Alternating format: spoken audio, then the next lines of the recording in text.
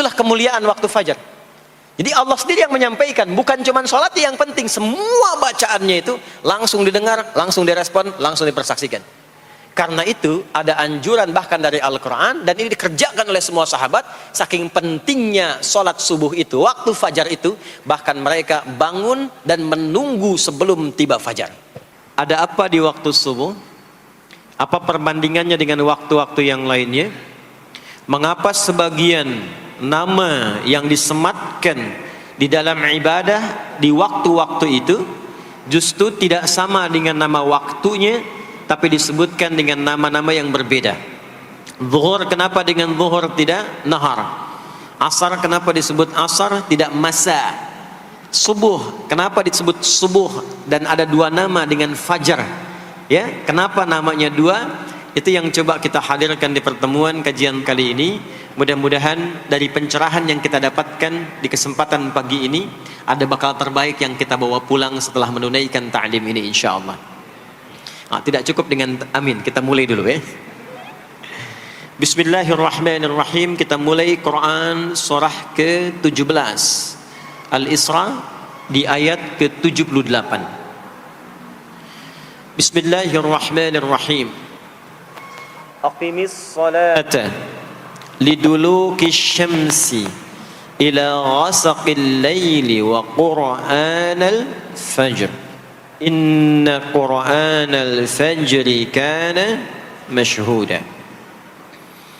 Aqimis salat, tunaikan oleh kalian salat dengan sempurna, dengan benar. Penting dicatat, setiap ada perintah menunaikan salat dalam Al-Quran yang salatnya dimaknai sebagai ibadah formal, bukan bermakna doa biasa. Jadi ada salat yang bermakna umum, yaitu doa. Jadi doa itu disebut dengan salat. Karena itu dalam fiqih, as-salatu hiya doa. Salat itu secara bahasa disebut dengan doa. Karena isi dari semua salat itu, bacaannya semuanya doa. Tapi kalau ada salat yang dimaksudkan ibadah yang kita tunaikan, dimulai dengan takbir, berniat kita, ditutup dengan salam, maka salat yang dimaksudkan ini, itu seringkali di Quran kalimatnya dibuka dengan derivasi kata aqama yuqimu. Kalimat salat pertama di Quran Al-Baqarah ayat 3. Alladzina yu'minuna bil ghaibi wa yuqimunas shalah. Al-Baqarah ayat ke-43. Wa aqimus shalah wa atuz zakah. Selalu menggunakan aqama, yuqimu, yuqimuna, aqimi dan seterusnya. Termasuk di Quran surah ke-17 Al-Isra ayat 78. Aqimis salata, menggunakan kata aqim. Apa itu aqim? Aqama, yuqimu, yuqimuna, aqim, itu artinya menunaikan dengan sempurna, sesuai dengan ketentuan yang diberlakukan, tegak sempurna. Jadi ketika Allah meminta kita menunaikan salat, salat yang diinginkan itu kata Allah bukan salat biasa saja, bukan sekedar bertakbir kemudian ditutup dengan salam. Ada ketentuannya, ada aturan-aturannya. Karena itu ketika Allah meminta kita menunaikan salat, setelah menggunakan kata aqim, aqimu, yuqimuna, kalimat salatnya menggunakan alif lam. Kalau Bapak Ibu cek silakan, rata-rata ada alif lamnya. Ya, tidak berdiri sendiri. Alladzina yu'minuna bil ghaibi wa yuqimunas shalah, ada alif lamnya. Wa aqimus shalah wa atuz zakah. Wasta'inu bis sabri was shalah, ada alif lamnya. Nah, alif lam itu diantara fungsinya dalam bahasa Arab, ada yang berfungsi sebagai ta'rif. Ta'rif itu seperti artikel the dalam bahasa Inggris. Ya, car itu banyak di luar, mobil. There are so many cars outside. Itu banyak sekali kendaraan di luar. Tapi kalau kita katakan the car, ya, yang ini bukan yang lain. As-shalah, kenapa menggunakan alif lam? Memberikan kesan yang diinginkan itu salat yang sesuai aturannya, salat yang sesuai dengan ketentuannya. Karena itu di era Nabi SAW, boleh dicatat nanti hadisnya riwayat Muslim, nomor hadis 397, yang meriwayatkan nanti sahabat Abu Hurairah radhiyallahu taala anhu, Pelaku yang mengalami ini namanya Khalad bin Rafi' Az-Zuraiqi. Dikisahkan datang seorang sahabat ya Nabi sallallahu alaihi wasallam, kemudian dakhala ila al-Masjid Nabawi, kemudian masuk ke Masjid Nabi, fa shala bi jambin Nabi sallallahu alaihi wasallam. Maka ia salat di samping Nabi sallallahu alaihi wasallam, wan nabiyyu fi nahiyatin ukhra min al-masjid. Sedangkan Nabi di sisi yang lain di masjid itu. Kalau diilustrasikan, dia masuk ke masjid, kemudian Nabi di satu sisi yang lain. Kemudian dia salat. Kemudian ketika dia selesai, falamma sallama yaminan wa shamala, thumma atan nabiyya sallallahu alaihi wasallam.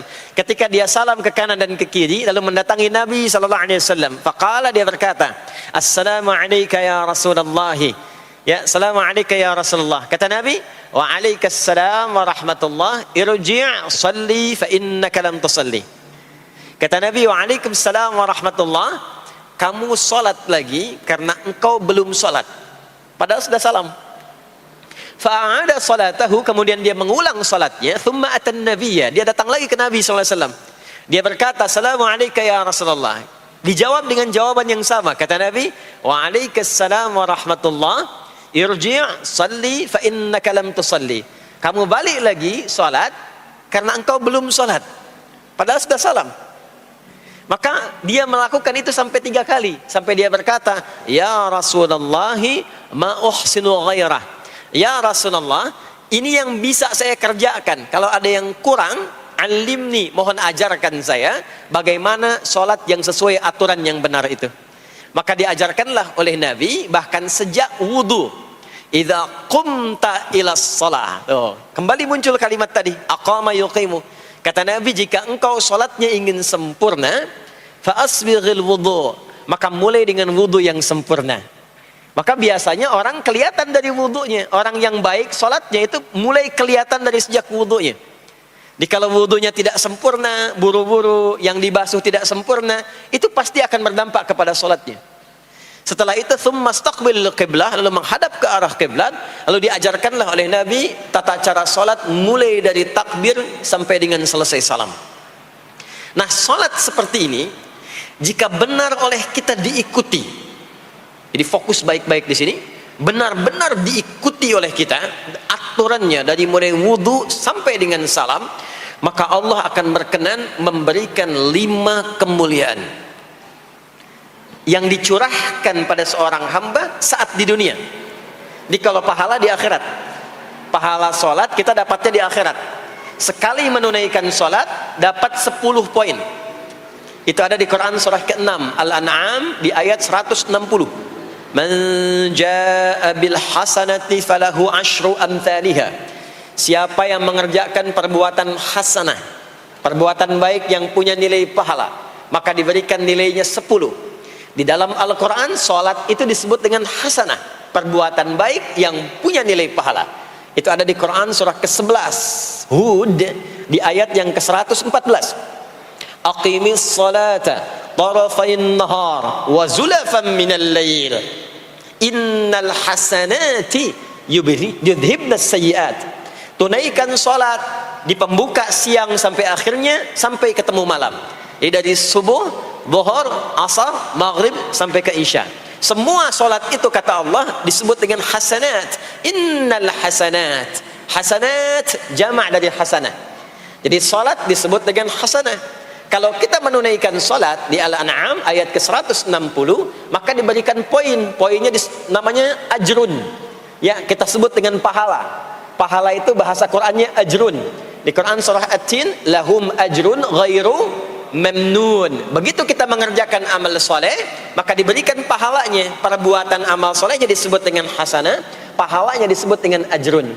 10 itu ngitungnya bukan begini, bukan 1, 2, 3, 4, itu terlalu sedikit. Di hadis Muslim, ukuran 1 keduanya 500 tahun, 2 ketiganya 500 tahun, 3 keempatnya 500 tahun. Jadi sekali kita menunaikan sholat, 10 nilainya, setiap 10 itu 1 keduanya 500 tahun, 2 ketiganya 500 tahun. Kalau ditunaikan di masjid, ya, ditunaikan di masjid, nanti dapat lagi tambahan pahalanya. Baru masuk datang ke masjid dengan niat sholat, bukan yang lain ya. Kan ada orang yang kadang ke masjid niatnya tidak sempurna ibadah, mungkin janjian ketemu teman, ya, akhi, bro, ketemuan yuk, ya. Di mana? Di Pondok Indah aja, sambil sholat zuhur. Sambil sholat zuhur, jadi sholatnya sambil, ya, nyambi itu, ya. Substansinya mau ketemu kan, agenda intinya ketemuan sambil sholat zuhur. Nah, kalau kita niatkan mutlak untuk ibadah, apapun itu, mau sholat, mau baca Quran, mau i'tikaf, itu baru datang, baru menginjakkan masjid, masuk dengan kaki kanan, baru datang, itu sudah dicatatkan 25 kebaikan, belum apa-ngapain. Jarak satu keduanya tadi 500 tahun, dua ketiga 500 tahun. Kalau dilakukan sholatnya berjamaah, maka dapat tambahan 27, kalikan 27, sudah dapat 10 kali 27 berapa tuh? Ya, 270. Setiap satunya kalikan 500 tahun. Maka sholat di masjid itu bukan main-main. Itu kelihatannya nanti dua. Saat sakaratul maut, pahala itu ditampakkan. Jadi pahala itu bukan sekarang. Pahala itu saat kita pulang. Nanti begitu akan meninggal, ditampakkan itu. Ya, pahala yang telah kita kerjakan itu dalam bentuk amal yang diridhoi oleh Allah. Makanya orang-orang yang rajin beramal saleh, ya, hasanahnya banyak, itu hidupnya tenang. Karena dia merasa tenang, jiwanya pun tenang. Ketika pulang pun dia berada dalam ketenangan. Itu yang menjadikan dia kadang senyum. Ada orang yang akan meninggal itu senyum. Ya, sedang baca Quran, ada yang sedang duduk, ada yang sedang ngaji, ada yang sedang sholat. Saking tenangnya, panggilannya pun tenang. Quran surah 89 ayat ke-27 sampai ayat 30. Ya ayyatuhan nafsul mutmainnah, hei jiwa-jiwa yang tenang, irji'i ila rabbiki radiyatan mardiyah, cepat pulang, aku sudah ridha dengan amalmu, engkau pun akan ridha dengan pemberianku. Fadkhuli fi ibadi, masuk golongan hambaku. Ibad itu jama' dari kata abdun. Abdun itu adalah nama bagi hamba yang senantiasa memperbanyak ibadah. Ketika dia ibadah punya hasanat, maka dikonfirmasi saat pulangnya, ditampakkan hasanatnya, ditampakkan hasil pahalanya. Itu yang menjadikan, pernah dengar Sayyidah Asiyah, Siti Asiyah? Siapa beliau? Istrinya Firaun kan? Ya, kan ada kisah viral dalam Al-Quran. Ketika beliau akan dieksekusi oleh Firaun, laknatullahi alaihi, Firaun itu akan mengadab, akan menghukum istrinya sendiri, Sayyidah Asiyah. Ketika akan disiksa dan sudah diikat dalam tiang itu, akan disiksa, maka beliau berdoa, Siti Asiyah itu, dan doanya diviralkan di Al-Quran. Rabbi bnili indaka baitan fil jannah wa najjini min fir'auna wa amali. Ya Allah, aku telah berislam, mempertahankan akidahku saat ini sampai dengan sekarang. Maka mohon ya Allah, berikan kepadaku anugerah di surga nanti, bangunkan satu istana di surga dan selamatkan aku dari buruknya siksa Firaun, sehingga menjadi tanda bagi orang-orang yang akan beriman bahwa beriman itu menyenangkan. Maka apa yang terjadi? Saat sakaratul maut itu ditampakkanlah oleh Allah istana di surganya, maka dia tersenyum. Dalam senyum itu Firaun kan gak ada imannya, jadi gak ada koneksinya. Maka mulai menghardik, kata Firaun, ini perempuan mau dieksekusi kok malah senyum. Dia nggak tahu kalau dalam keadaan itu surganya sedang ditampakkan, istananya ditampakkan. Maka meninggallah beliau dalam keadaan sedang menatap istana surganya, ya, dan berhasil wafat dalam husnul khatimah. Dan Firaun tidak mencelakai, tidak menghukum, tidak menyiksa beliau itu kecuali dalam keadaan sudah wafat. Ya, ini tak terasa lagi. Itulah orang-orang yang saleh, orang-orang yang punya banyak hasanah, ditampakkan sakaratul mautnya, lalu dihisab, nanti baru dikonfirmasi. Maka sekarang diberitakan sebagai ilmal yaqin, saat sakaratul maut diperlihatkan sebagai ainal yaqin, saat masuk nanti ke surga dirasakan sebagai haqqul yaqin. Maka ada ilmal yaqin, ainal yaqin, haqqul yaqin. Itulah yang menjadikan kita sering berdoa supaya semua kegiatan dunianya menjadi hasanah, dan di akhirat dikonfirmasi lagi hasanahnya. Ada di Al-Baqarah surah kedua di ayat ke-201. Wa minhum may yaqulu rabbana atina fid dunya hasanah wa fil akhirati hasanah wa qina adzabannar. Nah, perbuatan hasanah yang pertama itu salat. Jadi ketika kita salat ada pahala. Pahala itu urusan akhirat. Nanti ketika meninggal dapat. Itu bekal pulang. Kita gambarkan nih supaya nggak bingung ya. Yuk, kita ilustrasikan sejenak ya. Bismillah. Bapak Ibu kelihatan ini ya? Hah? Ibu kelihatan Bu ini? Alhamdulillah, alhamdulillah. Ini pejuang subuh belum ditulis sudah kelihatan ya. Alam itu kan yang kita tinggali, kita rasakan, dan nanti yang kita yakini ada 3 kan. Ini sering saya sampaikan belakangan ini di beberapa kesempatan. 1, sekarang ada yang disebut dengan ardun, al-ard, yang kita terjemahkan dengan bumi tempat kita tinggal sekarang. Ya, sekarang kita ada di mana? Di Masjid Pondok Indah ya. Bagian dari bumi. Ini di bumi. Sifatnya disebut dengan dunia. Jadi dunia itu asalnya bukan nama alamnya, tapi lebih kepada sifatnya. Ya, dunia. Dari kata dana, yadnu, dunuan, wa dunyaan. Artinya sesuatu yang cepat, sesuatu yang fana, sesuatu yang rusak, yang hilang. Jadi semua sifat kehidupan kita di tempat ini itu berlangsung cepat. Ya, kayaknya baru kemarin ketemu, sekarang sudah ketemu lagi. Kayaknya baru kemarin kenalan teman SD, sekarang sudah saling punya cucu. Ya? Dan semua sifatnya rusak. Ini gelas kalau didiamkan, besok-besok kotor, rusak. Baju kalau didiamkan nggak diapa-apain, rusak. Ya, kendaraan kalau didiamkan semewah-mewahnya nggak diapa-apain, rusak. Itulah dunia. Kenapa diperkenalkan viral dunianya dibandingkan dengan bumi dan ardunnya? Untuk memberikan kesan yang kuat kepada jiwa kita. Hei, jangan sampai terjebak dengan kehidupan dunia yang sementara yang ditinggalkan. Jangan memperebutkan sesuatu yang rusak. Jangan berselisih pada sesuatu yang hilang. Ya, kan sekarang banyak orang aneh ya, memperebutkan sesuatu yang pada akhirnya yang diperebutkan itu rusak sendiri. Ya, memperebutkan sesuatu, berselisih pada sesuatu yang akan ditinggalkan, kan sama-sama meninggal. Untuk apa memperselisihkan sesuatu yang akan ditinggalkan? Kok bisa berantem, berselisih, saling mencela pada sesuatu yang sama-sama akan ditinggalkan?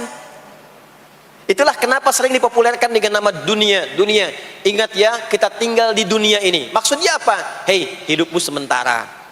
Hei, terkadang kita lupa bahwa itu akan berlangsung dengan cepat. Saat nanti meninggalkan tempat itu, ada tempat lain yang akan kita kunjungi. Setelah dunia apa? Belum ke akhirat. Ada waiting room dulu. Nah, sini ada waiting room. Tempat nunggu sementara sebelum nanti ke alam yang ketiga. Namanya disebut dengan kubur. Afala ya'lamu idza bu'thira ma fil kubur. Surah apa itu? Surah Al-Adiyat, surah ke-100 di ayat yang ke-9. Namanya kubur. Sifatnya disebut dengan barzakh. Ya, alamnya barzakh. Bainahuma barzakhul la yabghiyan. Barzakh itu pemisah. Bukan alam yang sesungguhnya berkehidupan, bukan. Sementara aja pemisah dari alam yang lain. Jadi sekat yang tak nampak sekatnya, tapi memisahkan dua yang berbeda, itu disebut barzakh. Bapak Ibu, kalau kita pernah lihat di lautan, atau orang diving menyelam ke laut, atau kita lihat misalnya suka ada program di YouTube ya tentang lautan itu, kan air yang tembus ke laut itu dari mana-mana kan, dari sungai menyatu. Pernah lihat ada bagian lautan tertentu yang nggak nyambung tuh arusnya antara kanan dengan kirinya. Ikan yang di sini nggak bisa tembus ke sini, begitu ke sini balik lagi, sini balik lagi. Nah itu barzakh namanya. Barzakh pemisahnya, nggak kelihatan tapi memisahkan dua bagian yang tidak menyatu. Bainahuma barzakhul la yabghiyan. Alam ini kenapa disebut barzakh? Karena dia memisahkan antara kehidupan di bumi dengan sifat dunia dengan kehidupan di alam yang ketiga, namanya akhirat. Akhirat. Kalau sudah ada taknya, ada akhir, ada akhirat. Kalau sudah ada taknya di ujung, itu artinya ujung sesuatu yang gak ada awal lagi setelah itu. Ya sudah berakhir di situ. Ya. Jadi kalau di sini meninggal, masuk ke sini. Di sini selesai, ke sini ke akhirat. Tapi kalau di akhirat ini ujungnya nggak ada meninggal lagi. Ya, nggak ada wafat lagi, nggak ada meninggal lagi. Jadi nggak usah update status kalau di sini, statusnya akan abadi. Kalau di sini masih berpindah-pindah. Ya, mau status apapun dunia akan ditinggalkan. Begitu selesai pindah ke sini. Di sini mulai sama. Yang pejabat, yang pengusaha, pebisnis, ya, yang diplomat, yang macam-macam sampai ke sini mulai sama. Almarhum. Nanti bedanya dihisab, begitu sampai sini statusnya akan diraih sesuai dengan amalan yang ada di sini. Nah, mohon izin, mohon maaf, kalau di sini yang semua kita kerjakan, aktivitas kita disebut dengan amal, pekerjaan kita yang melahirkan bekal itu, ya, maka tuntutannya cuma satu, amal saleh. Pastikan semua amal perbuatan yang kita kerjakan soleh. Soleh itu artinya dipandang baik oleh Allah, singkatnya begitu. Kalau makan dengan cara yang soleh, yang Allah senangi. Minum, minum yang soleh. Berpakaian, berpakaian yang soleh. Bekerja, bekerja yang soleh. Maksudnya kalau Anda cari pekerjaan, cari yang dibenarkan oleh Allah. Jangan bekerja dengan korupsi, jangan bekerja dengan cara menyogok, jangan bekerja dengan mempopulerkan riba misalnya. Kalau makan, makan yang soleh, jangan makan yang haram, jangan makan hasil dari pencurian, itu namanya soleh. Kalau kita kerjakan semua aktivitas kita, pekerjaan semuanya soleh, maka tadi dia akan punya nilai. Nilai itu yang disebut dengan hasanah. Ya, hasanah ini punya poin, poinnya yang disebut dengan ajrun, yang kita kenal dengan pahala, yang tadi saya terangkan. Nah ini hasanah, ajrun, hasanah ini yang ikut ke alam kubur nanti, yang ininya tidak amalnya.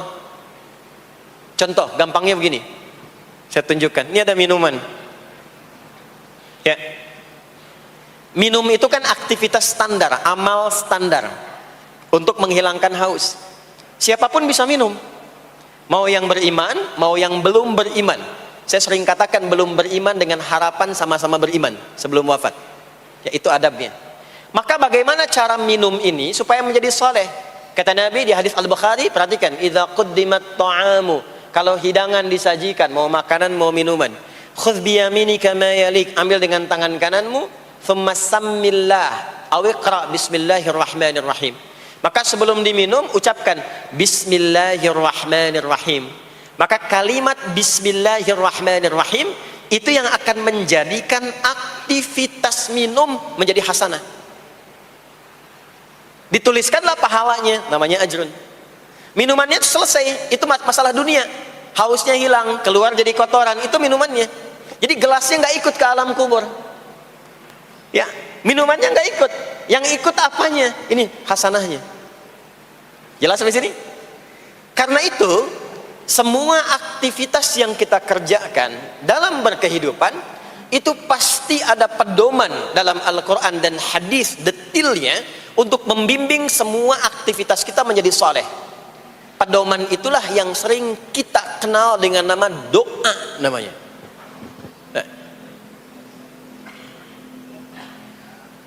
Silahkan Bapak Ibu cek, tidak ada satupun di dalam Islam aktivitas yang dikerjakan kecuali bersanding dengan doa di dalamnya. Coba cek ya, bangun tidur sudah ada doanya? Sudah. Makan ada doanya? Berpakaian ada doanya? Dan kalau kita mau jujur, itu semua aktivitas doanya nggak sama. Bangun tidur dengan mau tidur sama nggak doanya? Bahkan urusan ke masjid nih, masuk masjid ada doanya nggak? Kakinya diatur kan? Kanan. Keluar masjid ada doanya? Doa masuk dengan keluar sama nggak? Beda. Ada yang mau ke toilet ya, masuk toilet, kakinya diatur nggak? Kaki apa masuknya? Kiri. Keluar?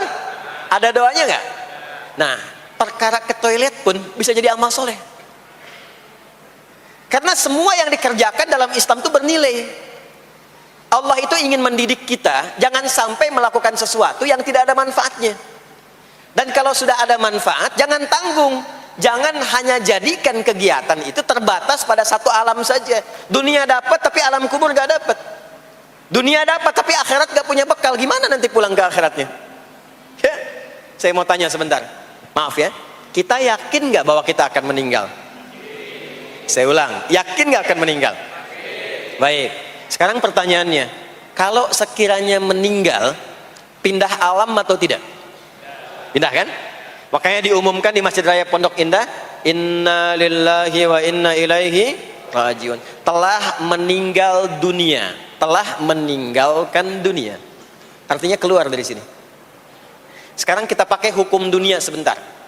Biasanya begini, kalau orang pindah tempat, walaupun ada di satu alam, itu pasti butuh bekal. Dan kadang bekalnya nggak sama.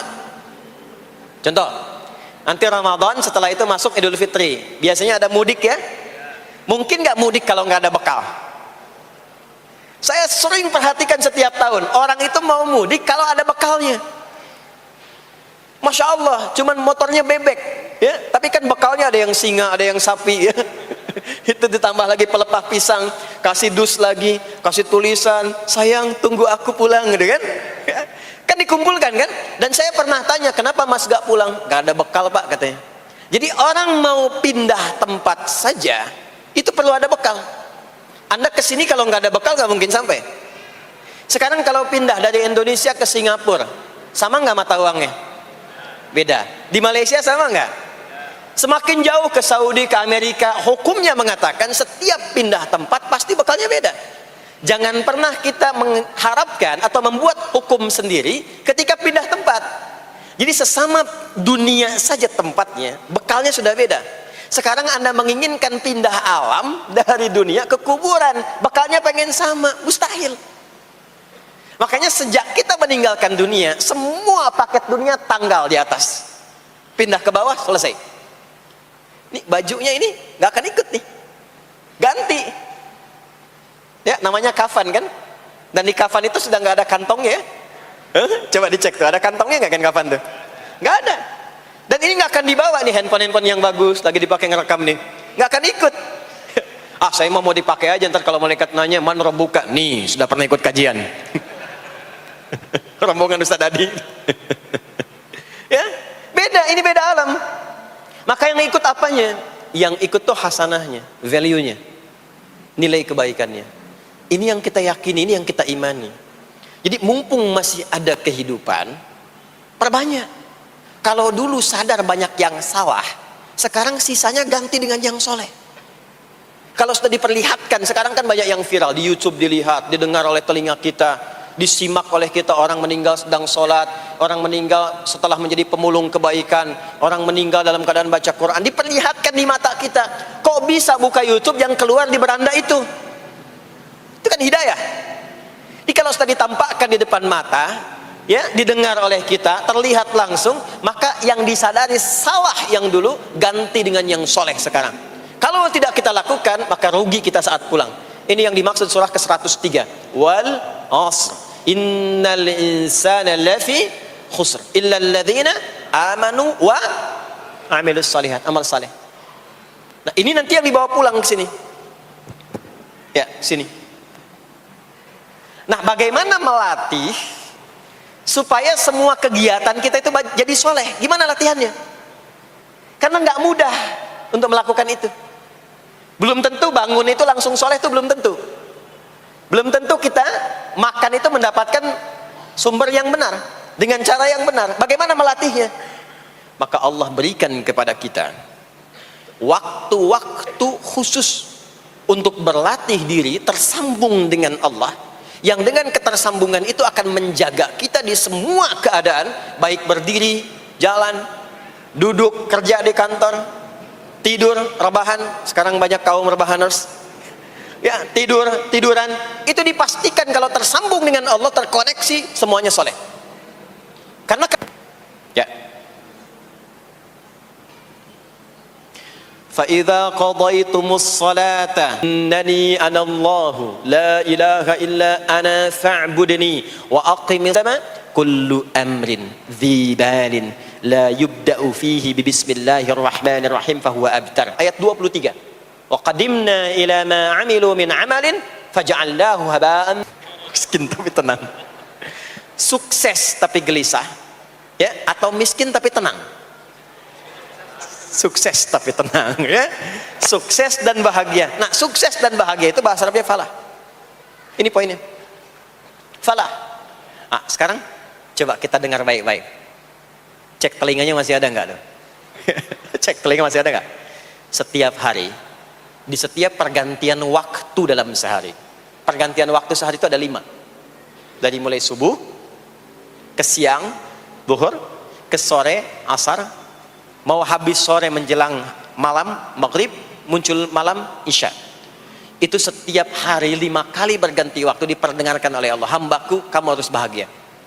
Hambaku, kamu harus sukses. Apapun pekerjaanmu, sukses. Apapun aktivitasmu, harus bahagia. Harus senang, harus tenang. Falah. Kuncinya apa? Salat. Diperdengarkanlah hayya 'alas shalah. Diperdengarkan di telinga kita. Telinga bahasa Arabnya udhun. Jamaknya adzan.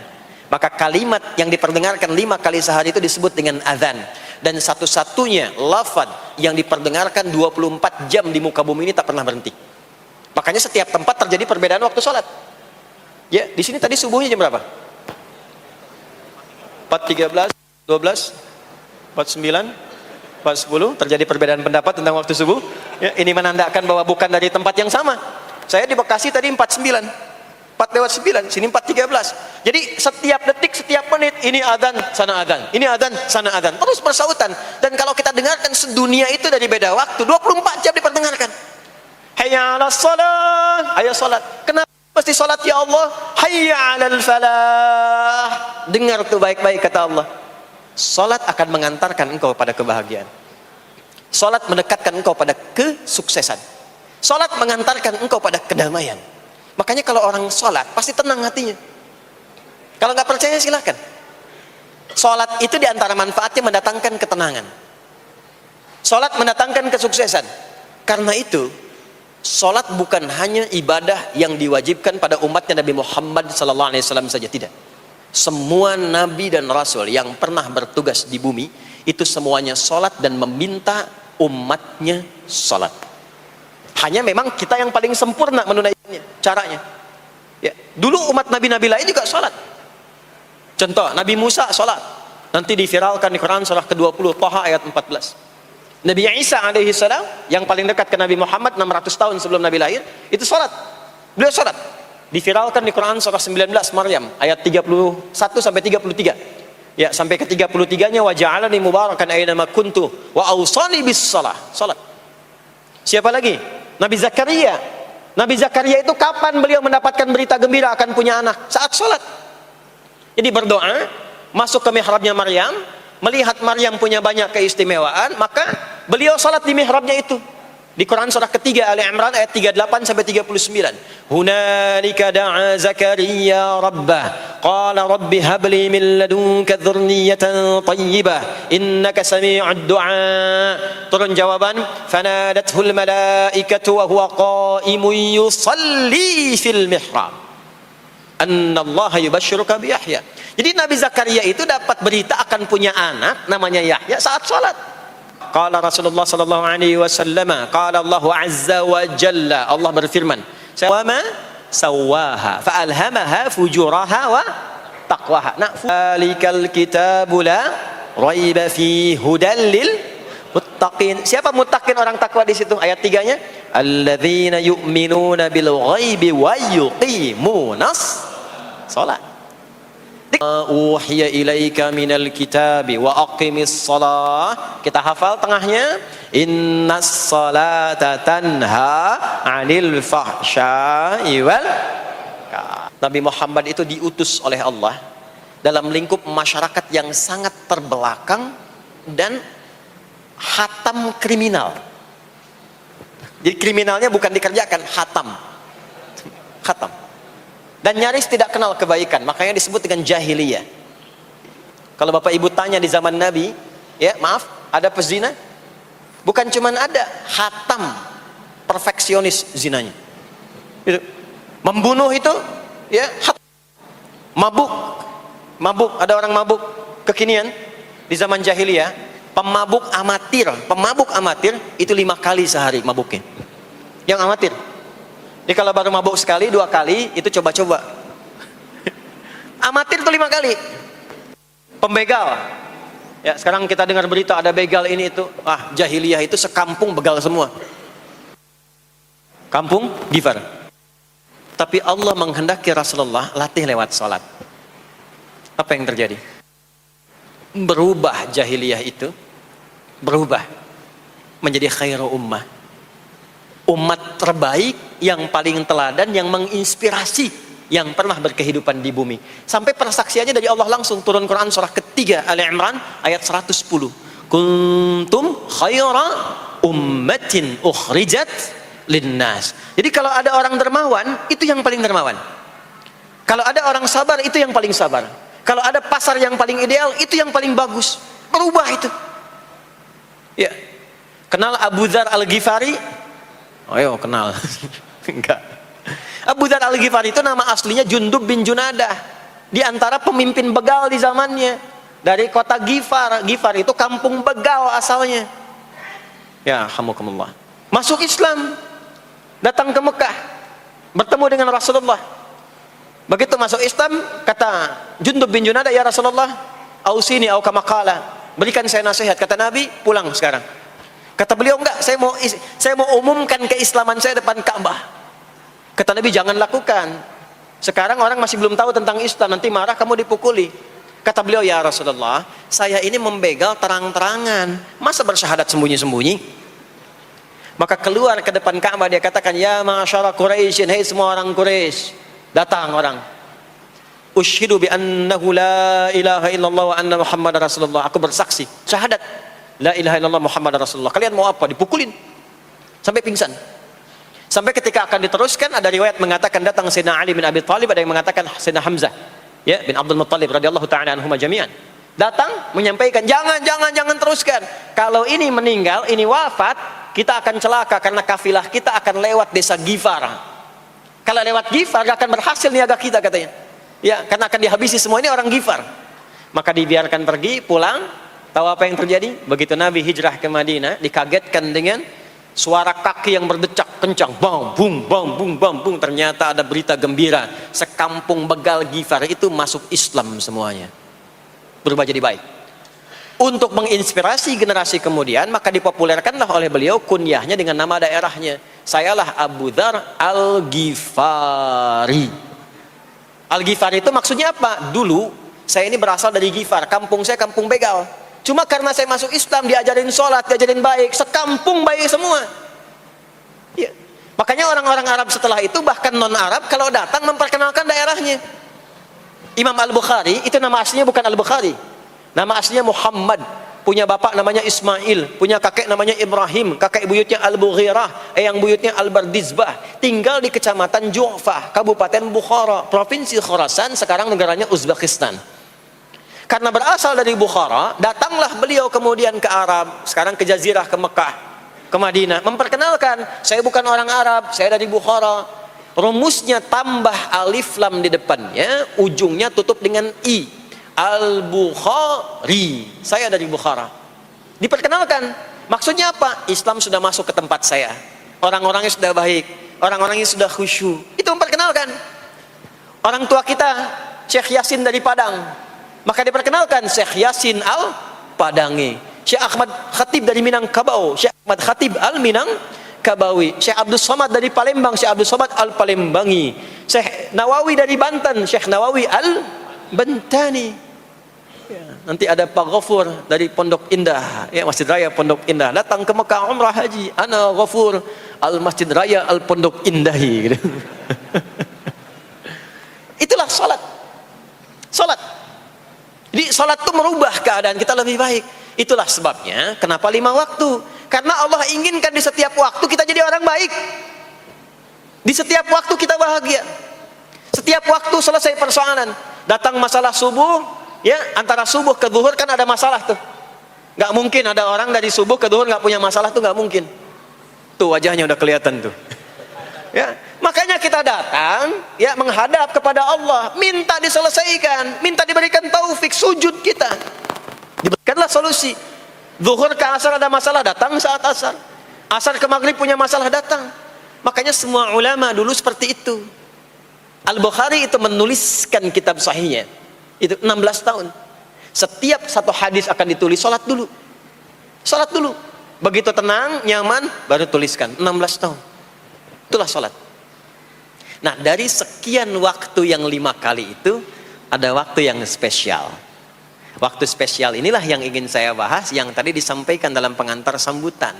Jadi ini inti yang mau saya katakan. Ini barusan muqaddimah tuh.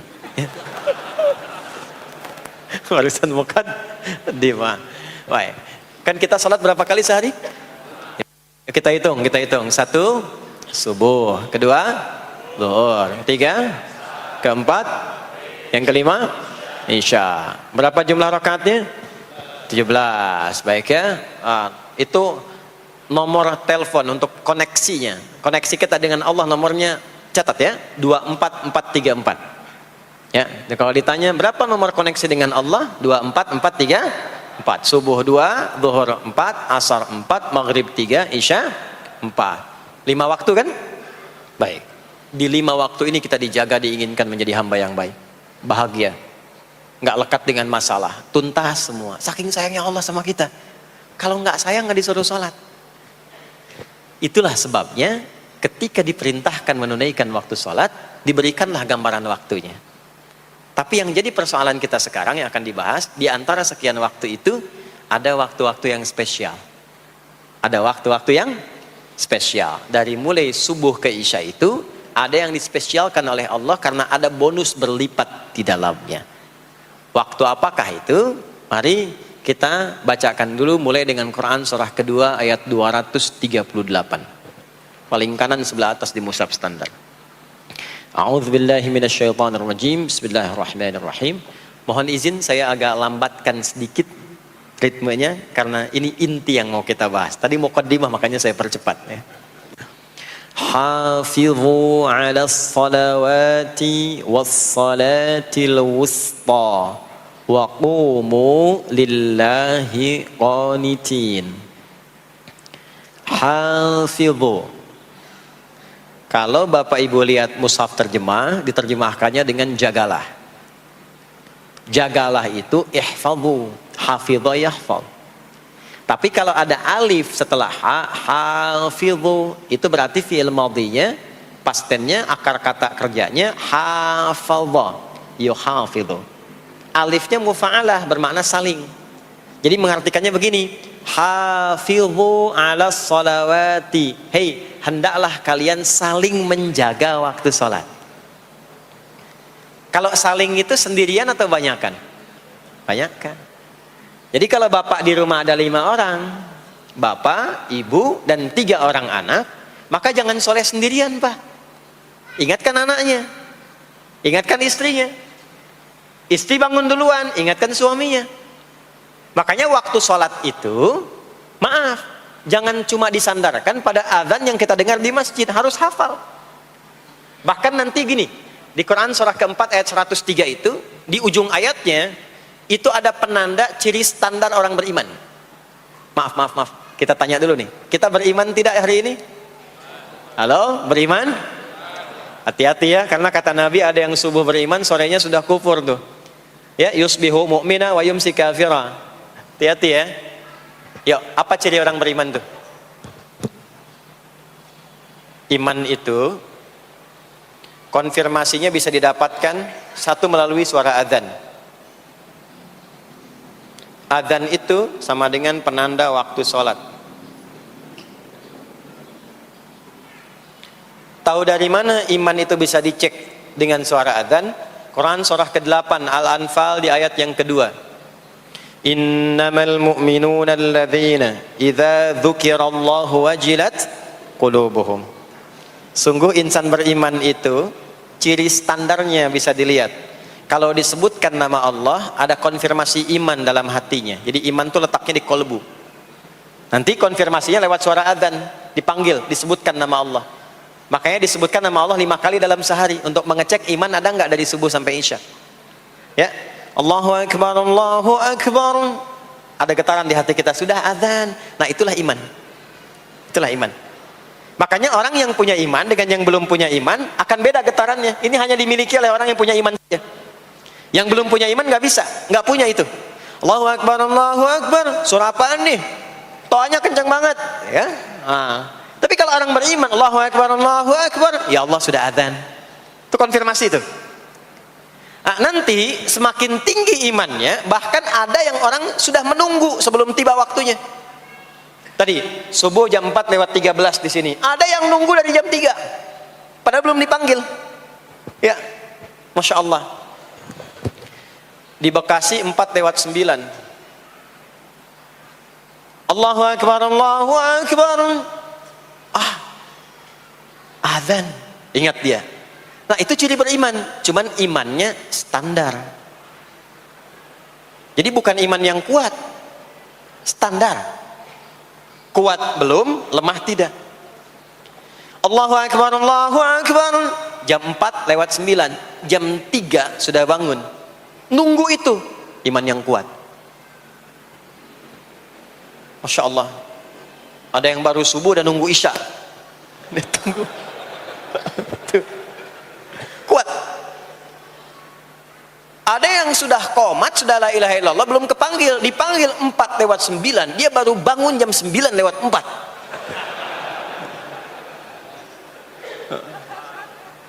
Tuh. Nah, ini iman lemah. Di bawah. Ciri standar, karena dipanggil ingat, maka ciri standar orang beriman itu tahu waktu sholat. Harus tahu Pak, Bu. Itu standarnya. Itu ada di Quran surah keempat, di akhir ayat 103. Inna salata kanat 'alal mu'minina kitaban mawquta. Kalau pakai terjemah balaghah itu bunyinya begini, sungguh orang beriman itu pasti tahu waktu sholat. Nah, jadi kalau ditanya jam berapa zuhur nanti belum bisa kita jawab dengan sempurna, itu artinya apa? Imannya belum naik itu ke level standar, belum menguat. Ya, ini poinnya. Nah, nanti kapan waktu sholat itu tiba? Kalau ada yang belum ingat, jangan dibiarkan tidak ingat. Makanya kata Al-Quran, saling menjaga ya waktu sholat itu. Jangan sampai di keluargamu, ada temanmu, kolegamu, bahkan tetanggamu itu nggak tahu waktu sholat. Bahkan nggak sholat, itu bahaya. Kalau memang sayang sama anak, ingatkan.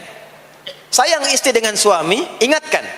Tanda istri beriman yang cinta dengan suaminya, tanda pertamanya ketika mengingatkan suaminya pada semua hal yang disukai oleh Allah. Begitu sebaliknya. Maka kata Al-Quran, hafidhu, saling menjaga waktu sholat. Disebutkan di situ alas sholawat, bentuknya begini. Tulisannya alif, lam, waw, alif, ta maftuha begini. Alas, begini tulisannya. Karena nanti ada yang begini, as-sholat, ada yang begini. Biar saja, enggak usah. Ada yang begini, ta marbutah. Seperti Al-Baqarah ayat 3, alladzina yu'minuna bil ghaibi wa yuqimunas shalah. Begini tulisannya. Ada yang begini. As-salat pakai alif, ta, gini. Tapi di Al-Baqarah ayat 238 tulisannya begini. Alas salawati, taknya terbuka. Secara singkat begini, secara singkat. Kalau tulisannya begini, maka yang dimaksud salat fardu. Yang dimaksud salat apa? Salat fardu. Salat fardu itu ada berapa? 5 waktu. Maka kata Allah, hei, saling jaga ya. Waktu salat yang fardu itu yang 5 waktu. Di antara yang 5 itu ada yang spesial. Was-shalatil wusta. Waktu yang pertengahan. Tengah-tengah. Di antara 5 waktu itu. Yuk kita tuliskan dulu sebentar. Sebentar. Salat ada salat apa saja? Subuh, kemudian zuhur, kemudian asar, kemudian nggak cukup, ambil ke sini, maghrib, kemudian isya. Subuh, zuhur, asar, pindah sini, maghrib, isya. Lihat rumusnya. Jadi yang sholat pertengahan yang mana? Jangan lihat tulisannya itu, ya, karena subuh di tengah-tengah disebutnya subuh ya. Surat pertengahan yang mana? Asar apa subuh? Subuh apa asar? Apa dalilnya? Kita pakai dalil. Nah, sholat pertengahan itu disebutkan oleh Nabi itu ada 2. Ada subuh dan asar.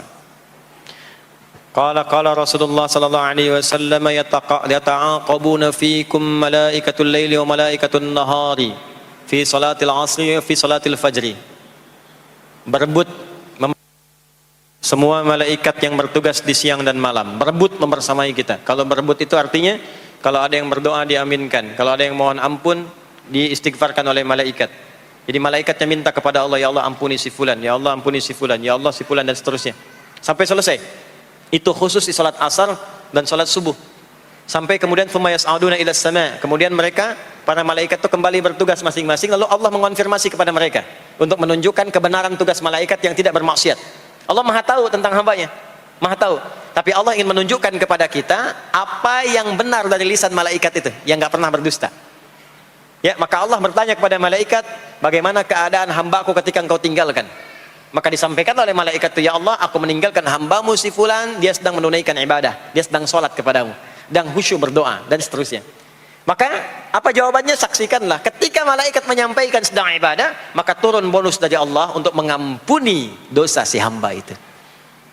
Itulah manfaatnya waktu pertengahan. Waktunya disebutkan di hadis ini asar dan subuh. Antara asar dan subuh itu masih ada yang unggul, ada yang istimewa lagi.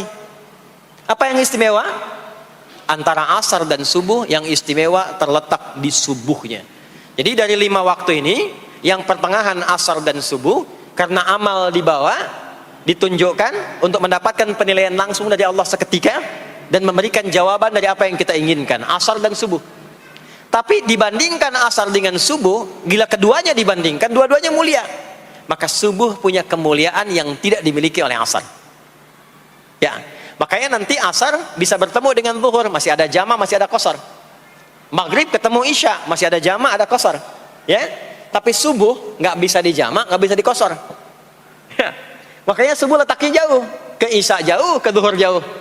Ya, saya mau jamaah, ya jama antara isya dengan subuh biar nanti bangunnya sekalian gitu, nggak bisa.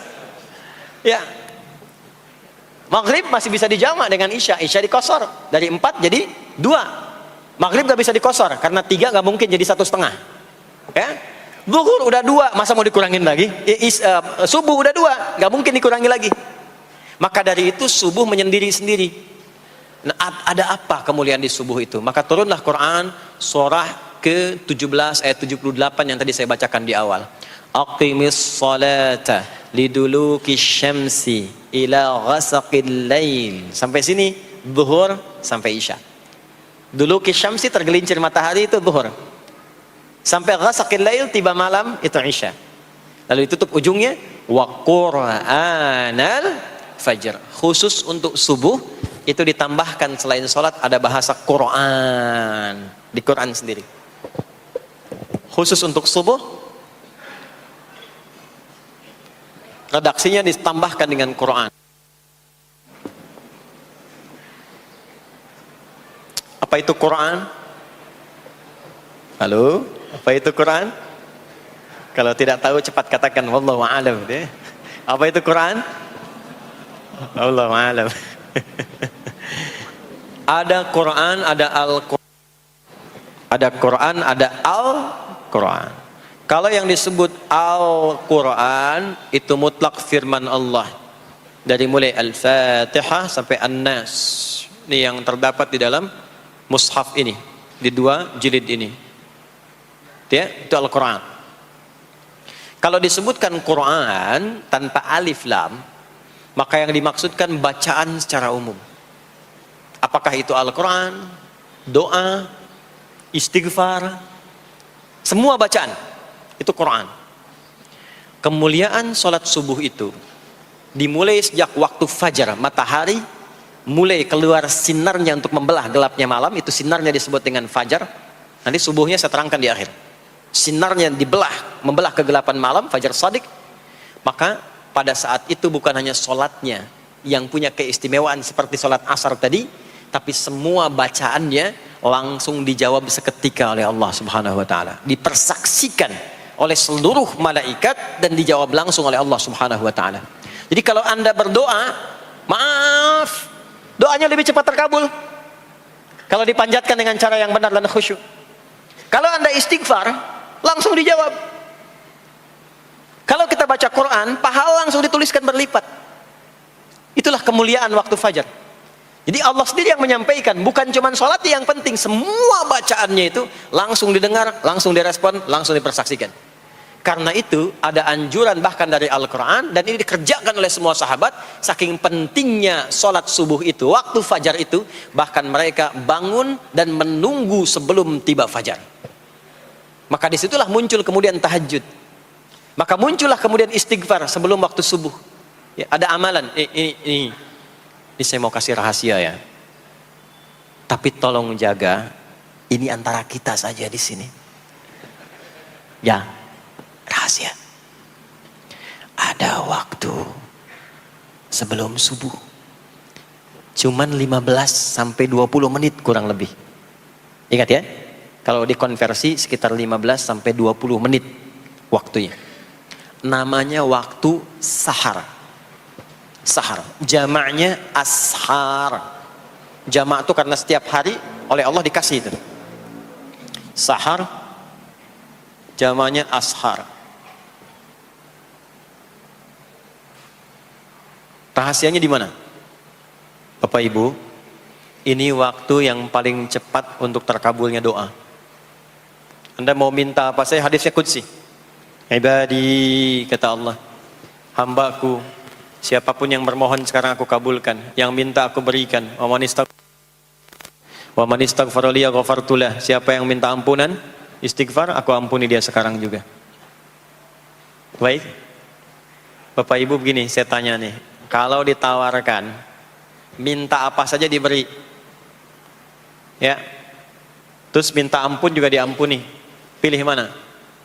Minta apa saja diberi, mau minta apa saja, atau mau minta ampunan istighfar? Pilih mana? Jujur aja, kalau ada proyek nilainya 100 miliar, ya, ada utang 1 miliar belum ditutup, terus belum minta apa saja diberikan. Pilih mana? Minta 100 miliar, potensi dikabulkan, atau minta diampuni dosa? Pilih mana? Pilih salah satu, nggak usah dua-duanya. Oh, ada tawaran dikasih 100 miliar atau diampuni dosa, pilih mana? Ampuni dosa. Pelan banget ya. Kata ibu kalau bisa dua-duanya gitu. Coba, kalau ada rumus begini, Anda disuruh memilih apakah dunia dan seisinya atau memilih ampunan Allah, maka pilih ampunan Allah. Karena nanti ada rahasia yang kedua. Banyak rahasia ini. Ada rahasia istighfar. Istighfar itu kalau sudah menyatu dengan jiwa kita, sudah terbiasa maksudnya. Biasa istighfar, dan jadi karakter, jadi kebiasaan. Bukan hanya pasca sholat, di mobil istighfar, di kantor masuk istighfar, sudah kebawa, udah refleks itu. Faidah keutamaan untuk orang yang rajin istighfar itu ada dua. Satu, diampuni dosanya oleh Allah, yang cirinya nanti akan dijaga dari maksiat. Ya, bukan maksum, karena maksum itu untuk para nabi. Untuk para nabi dan rasul. Manusia nggak ada yang maksum selain nabi dan rasul. Maksudnya apa? Diberikan petunjuk oleh Allah untuk menjaga diri. Sehingga ketika dosanya diampuni, dia nggak berbuat dosa itu lagi. Mata biasa melihat yang tidak baik. Tobat, diampuni dosa mata itu, cirinya adalah mata nggak senang lihat yang nggak baik lagi. Itu dosa mata diampuni. Ciri tobat diterima. Maka istighfar itu menggugurkan dosa-dosa dan menjaga kita dari perbuatan salah. Yang kedua, orang yang sudah terbiasa beristighfar, itu doa cepat dikabulkan, bahkan sebelum ia memintanya dan memohonkannya.